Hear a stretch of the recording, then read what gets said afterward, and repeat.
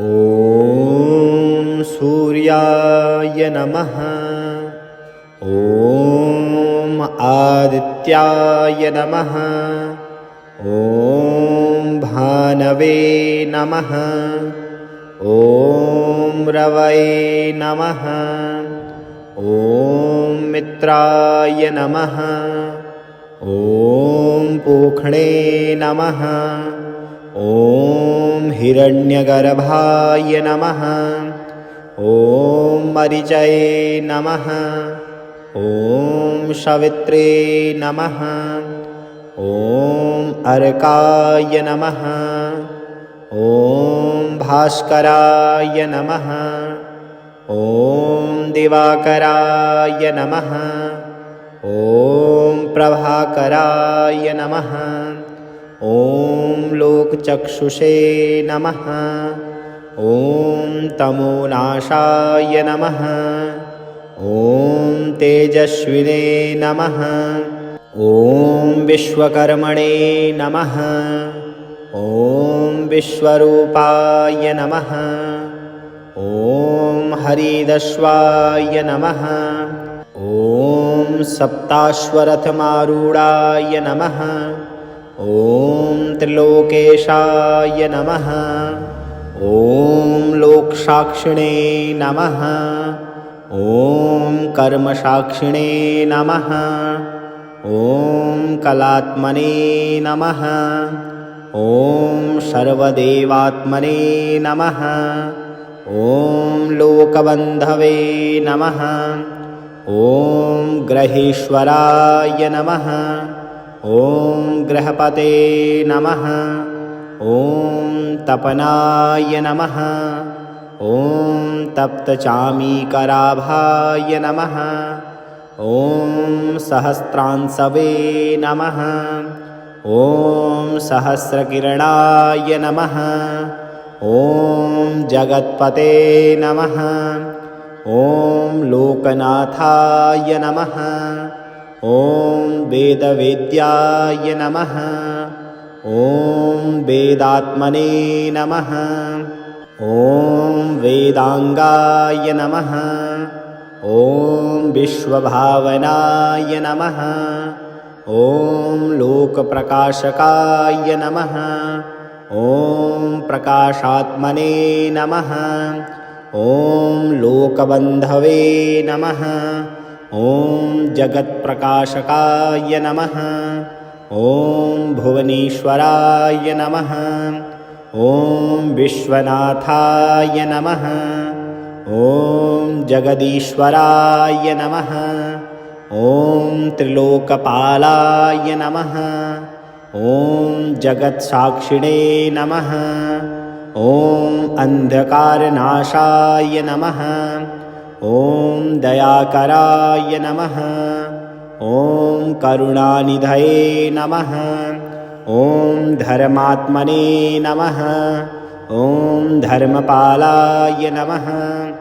ॐ धर्मप्रियाय नमः। ॐ धर्मसंस्थापकाय नमः। ॐ जगदाधाराय नमः। ॐ जगत्सृष्टे नमः। ॐ जगत्पोषकाय नमः। ॐ जगत्पालकाय नमः। ॐ तेजोमयाय नमः। ॐ महातेजसे नमः। ॐ आदिदेवाय नमः। ॐ देवदेवाय नमः। ॐ सुरश्रेष्ठाय नमः। ॐ लोकपालाय नमः। ॐ लोकपूजिताय नमः। ॐ विश्वपूज्याय नमः। ॐ जगत्प्रियाय नमः। ॐ लोकहिताय नमः। ॐ सर्वहिताय नमः। ॐ भक्तवत्सलाय नमः। ॐ भक्तप्रियाय नमः। ॐ भक्तपालाय नमः। ॐ भक्तरक्षकाय नमः। ॐ शरणागतवत्सलाय नमः। ॐ करुणाकराय नमः। ॐ दयासागराय नमः। ॐ अनन्ताय नमः। ॐ अविनाशिने नमः। ॐ अजराय नमः। ॐ अमराय नमः। ॐ परमात्मने नमः। ॐ परब्रह्मणे नमः। ॐ परमेश्वराय नमः। ॐ सर्वात्मने नमः। ॐ विश्वात्मने नमः। ॐ लोकात्मने नमः। ॐ जीवनदाय नमः। ॐ प्राणदाय नमः। ॐ आयुधाय नमः। ॐ आरोग्यदाय नमः। ॐ सुखदाय नमः। ॐ सम्पत्प्रदाय नमः। ॐ धनदाय नमः। ॐ यशदाय नमः। ॐ कीर्तिदाय नमः। ॐ विजयदाय नमः। ॐ मङ्गलदाय नमः। ॐ शुभदाय नमः। ॐ पुण्यदाय नमः। ॐ सिद्धिदाय नमः। ॐ रिद्धिदाय नमः। ॐ मोक्षदाय नमः। ॐ पापहर्ते नमः। ॐ दुःखनाशाय नमः। ॐ सङ्कटमोचनाय नमः। ॐ भवभयहारिणे नमः। ॐ सर्वकामप्रदाय नमः। ॐ सूर्यनारायणाय नमः। ॐ सूर्याय नमः। ॐ आदित्याय नमः। ॐ भानवे नमः। ॐ रवये नमः। ॐ मित्राय नमः। ॐ पूक्ष्णे नमः। ॐ हिरण्यगर्भाय नमः। ॐ मरीचये नमः। ॐ सवित्रे नमः। ॐ अर्काय नमः। ॐ भास्कराय नमः। ॐ दिवाकराय नमः। ॐ प्रभाकराय नमः। ॐ लोकचक्षुषे नमः। ॐ तमोनाशाय नमः। ॐ तेजस्विने नमः। ॐ विश्वकर्मणे नमः। ॐ विश्वरूपाय नमः। ॐ हरिदस्वाय नमः। ॐ सप्ताश्वरथमारूढाय नमः। ॐ त्रिलोकेशाय नमः। ॐ लोकसाक्षिणे नमः। ॐ कर्मसाक्षिणे नमः। ॐ कलात्मने नमः। ॐ सर्वदेवात्मने नमः।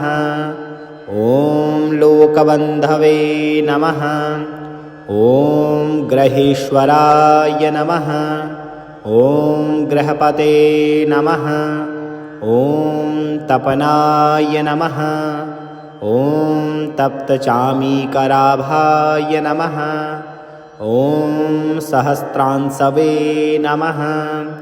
ॐ सहस्रकिरणाय नमः। ॐ जगत्पते नमः। ॐ लोकनाथाय नमः। ॐ वेदवेद्याय नमः। ॐ वेदात्मने नमः। ॐ वेदांगाय नमः। ॐ विश्वभावनाय नमः। ॐ लोकप्रकाशकाय नमः। ॐ प्रकाशात्मने नमः। ॐ लोकबन्धवे नमः। ॐ जगत्प्रकाशकाय नमः। ॐ भुवनेश्वराय नमः। ॐ विश्वनाथाय नमः। ॐ जगदीश्वराय नमः। ॐ त्रिलोकपालाय नमः। ॐ जगत्साक्षिणे नमः।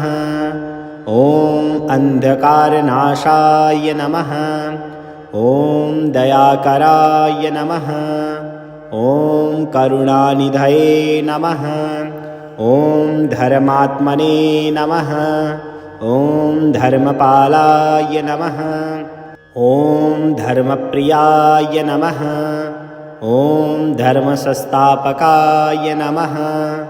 ॐ जगदाधाराय नमः। ॐ जगत्सृष्टे नमः।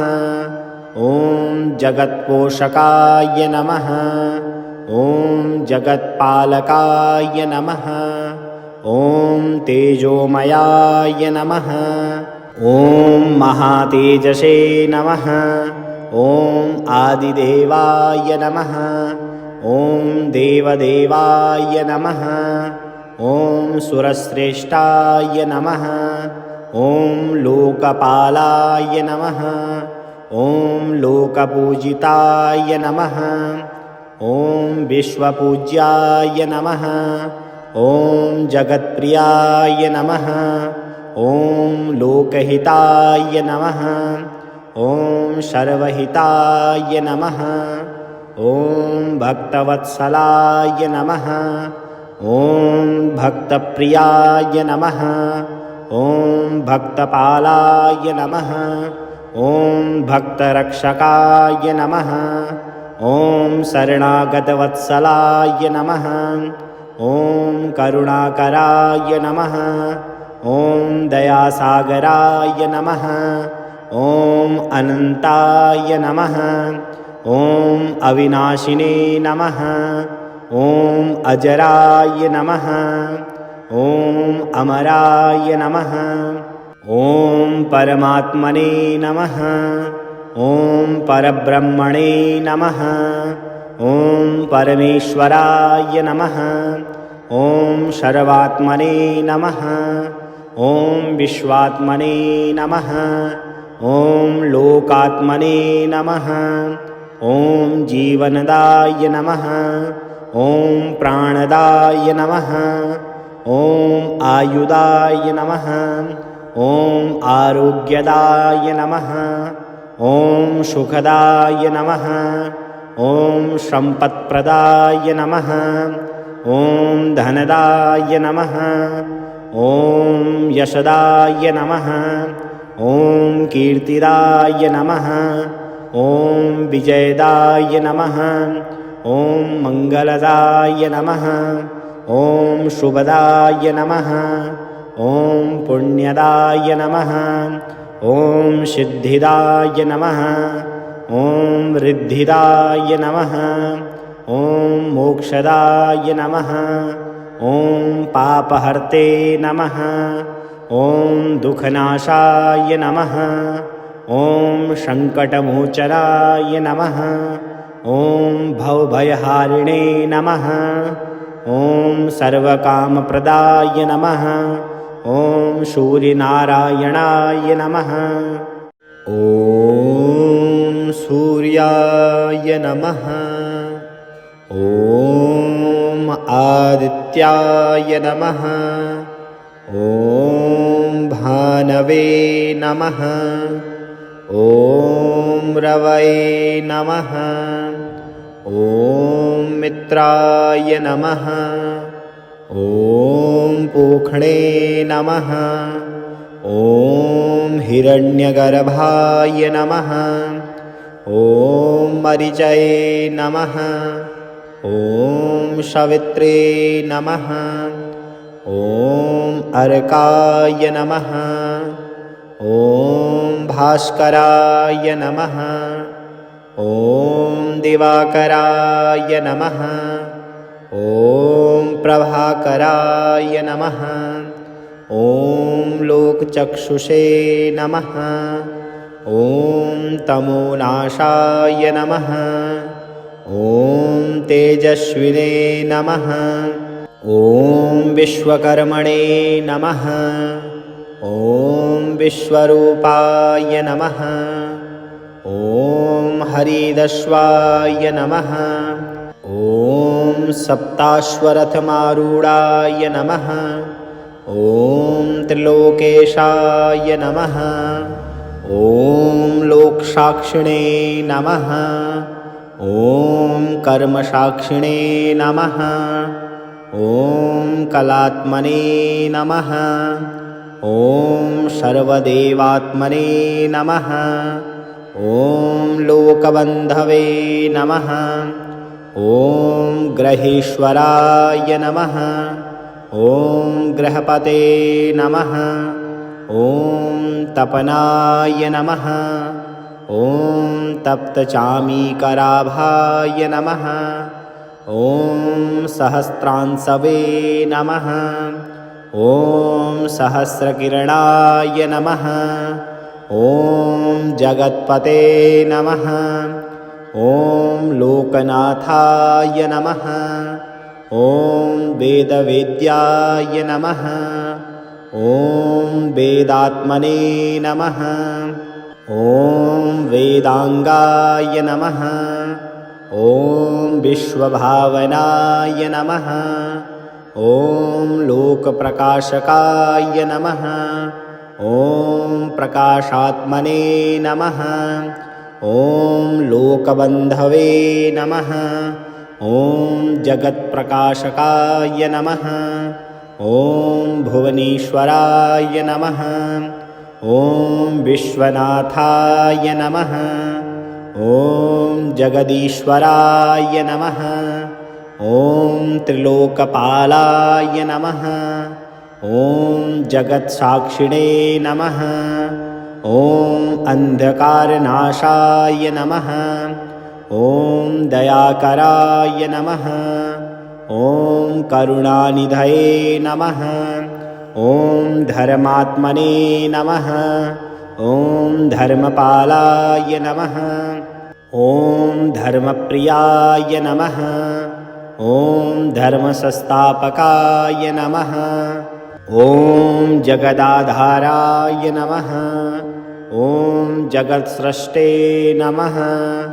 ॐ जगत्पोषकाय नमः।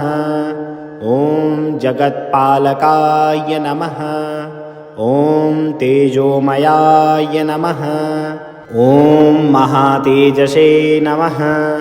ॐ आदिदेवाय नमः। ॐ देवदेवाय नमः। ॐ सुरश्रेष्ठाय नमः। ॐ लोकपालाय नमः। ॐ लोकपूजिताय नमः। ॐ विश्वपूज्याय नमः। ॐ जगत्प्रियाय नमः। ॐ लोकहिताय नमः। ॐ सर्वहिताय नमः।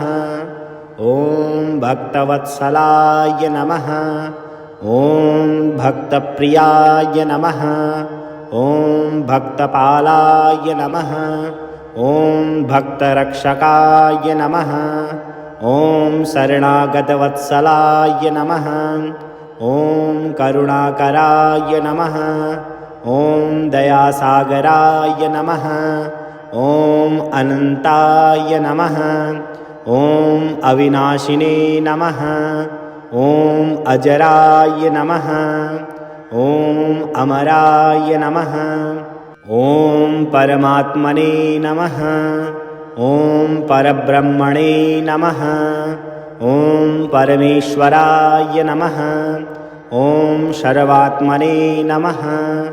ॐ विश्वात्मने नमः। ॐ लोकात्मने नमः। ॐ जीवनदाय नमः। ॐ प्राणदाय नमः। ॐ आयुदाय नमः। ॐ आरोग्यदाय नमः। ॐ सुखदाय नमः। ॐ सम्पत्प्रदाय नमः। ॐ धनदाय नमः।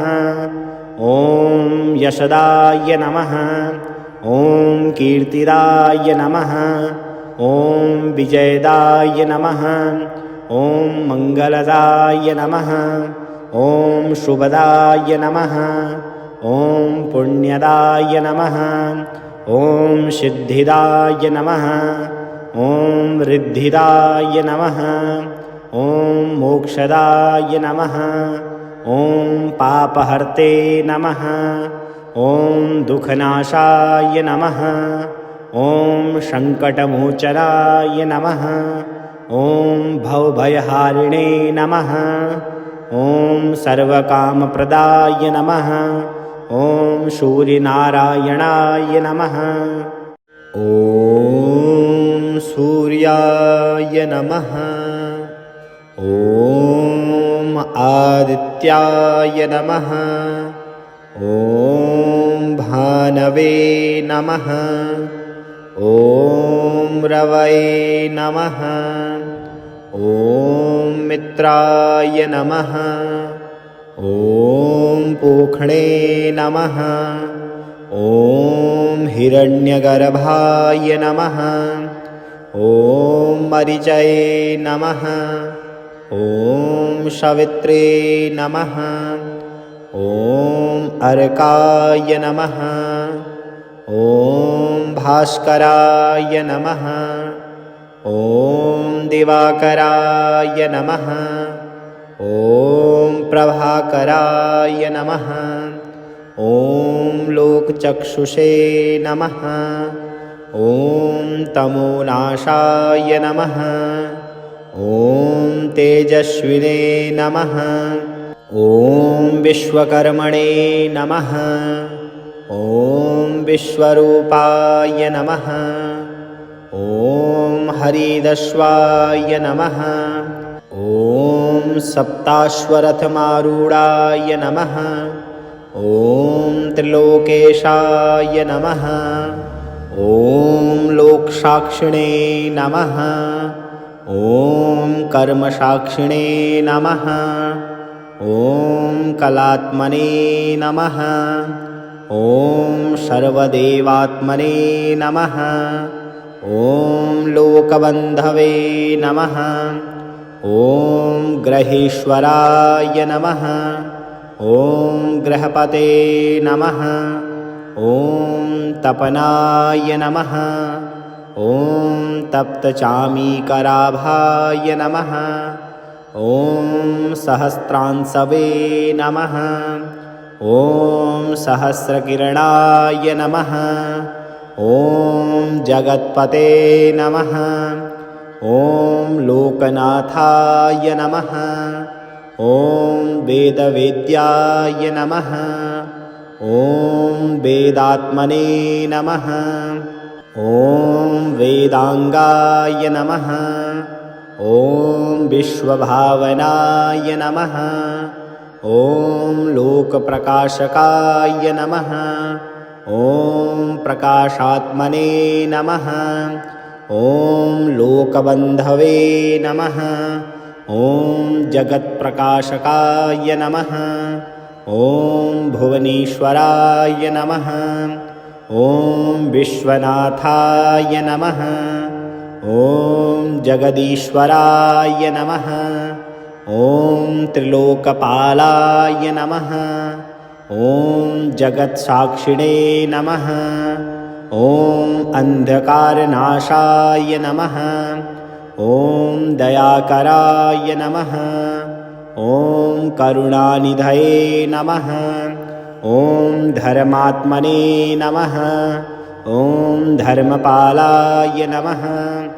ॐ धर्मप्रियाय नमः। ॐ धर्मसंस्थापकाय नमः। ॐ जगदाधाराय नमः। ॐ जगत्सृष्टे नमः। ॐ जगत्पोषकाय नमः। ॐ जगत्पालकाय नमः। ॐ तेजोमयाय नमः। ॐ महातेजसे नमः। ॐ आदिदेवाय नमः। ॐ देवदेवाय नमः। ॐ सुरश्रेष्ठाय नमः। ॐ लोकपालाय नमः। ॐ लोकपूजिताय नमः। ॐ विश्वपूज्याय नमः। ॐ जगत्प्रियाय नमः। ॐ लोकहिताय नमः। ॐ सर्वहिताय नमः। ॐ भक्तवत्सलाय नमः। ॐ भक्तप्रियाय नमः। ॐ भक्तपालाय नमः। ॐ भक्तरक्षकाय नमः। ॐ शरणागतवत्सलाय नमः। ॐ करुणाकराय नमः। ॐ दयासागराय नमः। ॐ अनन्ताय नमः। ॐ अविनाशिने नमः। ॐ अजराय नमः। ॐ अमराय नमः। ॐ परमात्मने नमः। ॐ परब्रह्मणे नमः। ॐ परमेश्वराय नमः। ॐ सर्वात्मने नमः। ॐ विश्वात्मने नमः। ॐ लोकात्मने नमः। ॐ जीवनदाय नमः। ॐ प्राणदाय नमः। ॐ आयुदाय नमः। ॐ आरोग्यदाय नमः। ॐ सुखदाय नमः। ॐ सम्पत्प्रदाय नमः। ॐ धनदाय नमः। ॐ यशदाय नमः। ॐ कीर्तिदाय नमः। ॐ विजयदाय नमः। ॐ मङ्गलदाय नमः। ॐ शुभदाय नमः।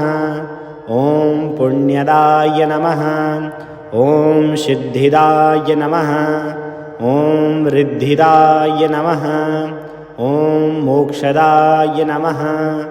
ॐ पापहर्ते नमः। ॐ दुःखनाशाय नमः। ॐ सङ्कटमोचनाय नमः। ॐ भवभयहारिणे नमः। ॐ सर्वकामप्रदाय नमः। ॐ सूर्यनारायणाय नमः।